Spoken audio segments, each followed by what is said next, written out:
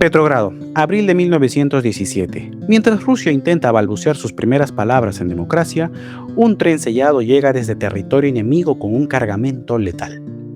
Vladimir Ilich Ulyanov, más conocido como Lenin. En lugar de sumarse a la transición, decidió dinamitarla desde el primer discurso. Presenta las tesis de abril, un manifiesto radical diseñado para socavar el orden social y secuestrar el poder. Hoy analizamos el documento que convirtió la utopía en la primera gran tiranía del siglo XX.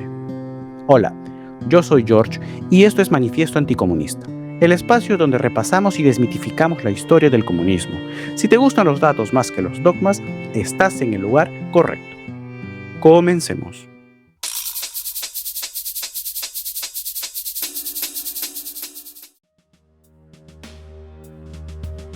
Para entender el origen de las tesis, hay que mirar más allá del caos de 1917.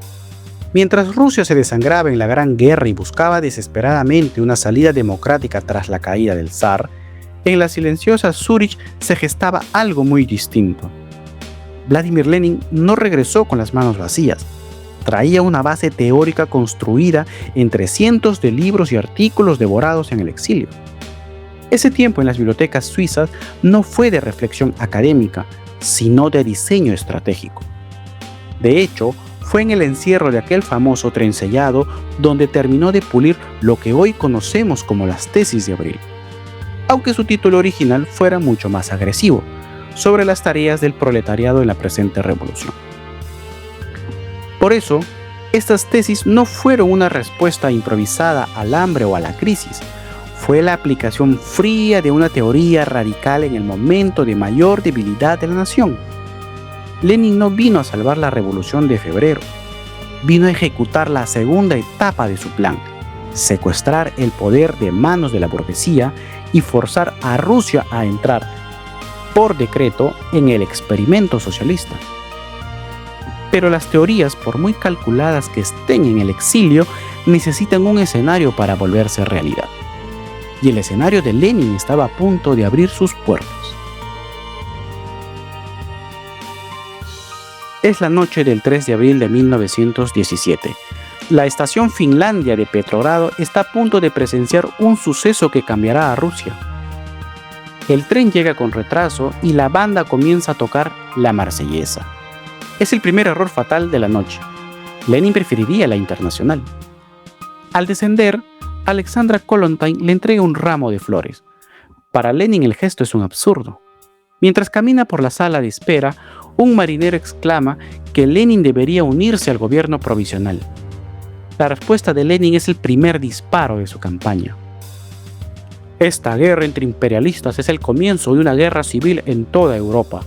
La revolución que vosotros habéis llevado a cabo ha preparado el camino. ¡Viva la revolución socialista mundial! Sin tiempo para celebraciones, Lenin se sube a un carro blindado y atraviesa la ciudad hasta una mansión elegante. Son las 2 de la mañana y los anfitriones bolcheviques llamaron a los presentes a pronunciar discursos de bienvenida. Al finalizar, Lenin lanza una réplica agresiva, denuncia el defensismo revolucionario como una traición al socialismo y suelta la frase que congela la sala. La sociedad está pasando de la primera etapa de revolución a su segunda etapa, que debe poner el poder en manos del proletariado y del campesinado.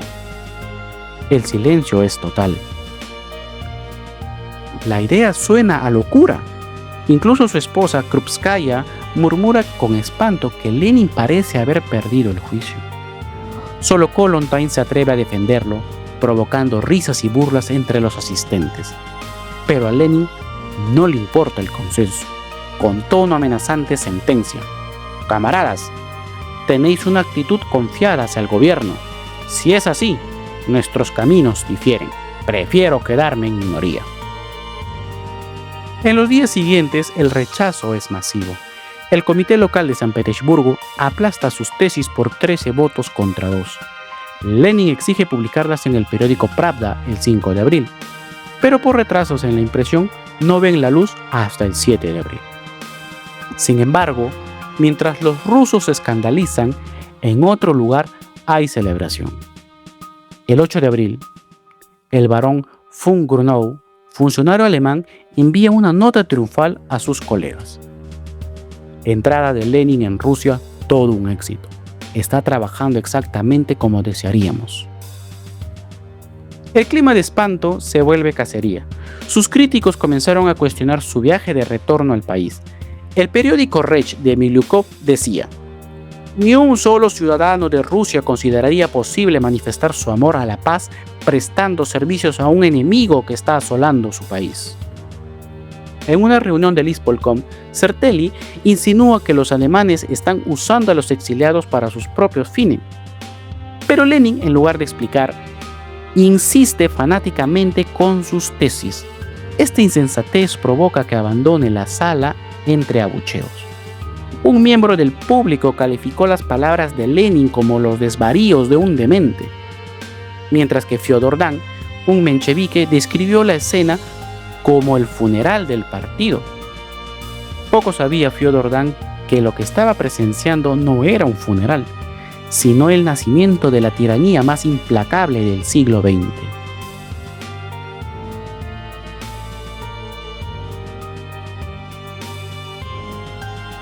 A pesar del rechazo, Lenin lograría reponerse. Lo hizo gracias a la fuerza de su convicción, esa energía fanática que lograba retener a sus seguidores incluso cuando sus ideas desafiaban toda lógica. Pero hubo un factor externo todavía más decisivo. Lenin encontró una verdad que la gente no tardaría en querer oír. Mientras la burocracia se perdía en tecnicismo, Rusia se hundía, las reservas de alimentos y medicina estaban agotadas y el sistema comercial europeo ya era solo un recuerdo. El descontento social era una bomba de tiempo que solo necesitaba una chispa.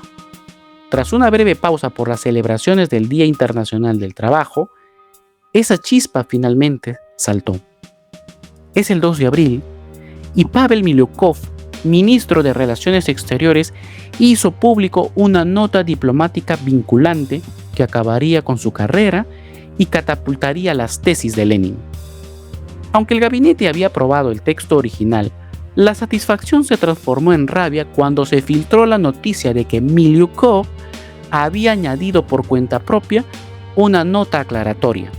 En ella reafirmaba la aspiración general de todo el pueblo ruso de llevar la guerra hasta una victoria definitiva. Aunque Miliukov trató de hacer pasar estas palabras como una explicación, estas sonaron a traición imperialista.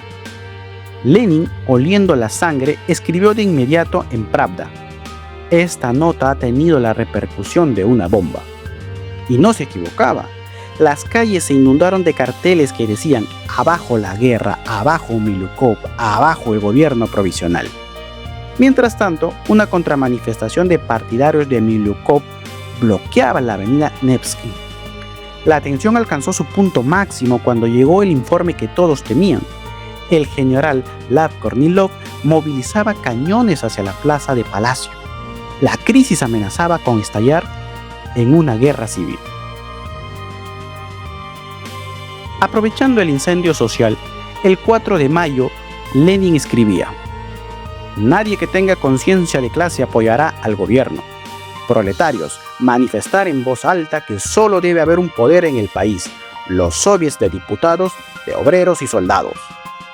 El gobierno intentó rectificar con una segunda nota el 5 de mayo, pero sonaba desesperada y poco convincente. Sin embargo, el caos no benefició de inmediato a Lenin. En un giro dramático, soldados mutilados y heridos en el frente también salieron a las calles, pero con pancartas que decía «Abajo Lenin», y lo acusaban de ser un peón al servicio de Alemania. El desenlace definitivo se selló el 7 de mayo en el Congreso de los bolcheviques. A pesar de la resistencia a las tesis, Lenin logró afianzar cada una de sus propuestas. Al final de esa semana, Lenin cosechó 2 triunfos. Recuperó el liderazgo indiscutible de su partido y posicionó a los bolcheviques como la única alternativa ante el doble poder. Lo que semanas antes fue tildado como la locura de abril, se erigía ahora como la nueva y aterradora realidad de Rusia. A menudo cometemos el error de ignorar a las minorías en una democracia. olvidando que un grupo pequeño, si posee la convicción fanática y un plan deliberado, puede fracturar a toda una nación. Lenin es la prueba histórica de ello. Su regreso a Petrogrado fue una operación ideológica financiada por el enemigo para demoler las instituciones desde dentro. Las tesis de abril fueron el arma definitiva, un documento que no buscaba convencer sino someter. Con ellas, Lenin logró algo impensable. Transformó un caos desorganizado en una hoja de ruta hacia la tiranía, invalidando cualquier intento de paz o democracia. Si quieres profundizar en los datos, te recomiendo la fuente que usé para este video, El tren de Lenin de Catherine Merridale. Ahora la pregunta es para ti. ¿Eran las tesis de abril la verdadera voluntad del pueblo ruso o simplemente las alucinaciones de un maniático para secuestrar el poder? Déjame tu opinión en la caja de comentarios. Y esto fue Manifiesto Anticomunista. Si te interesa la historia sin filtro, suscríbete, comparte y prepárate para desmontar más relatos. Hasta la próxima, amigos.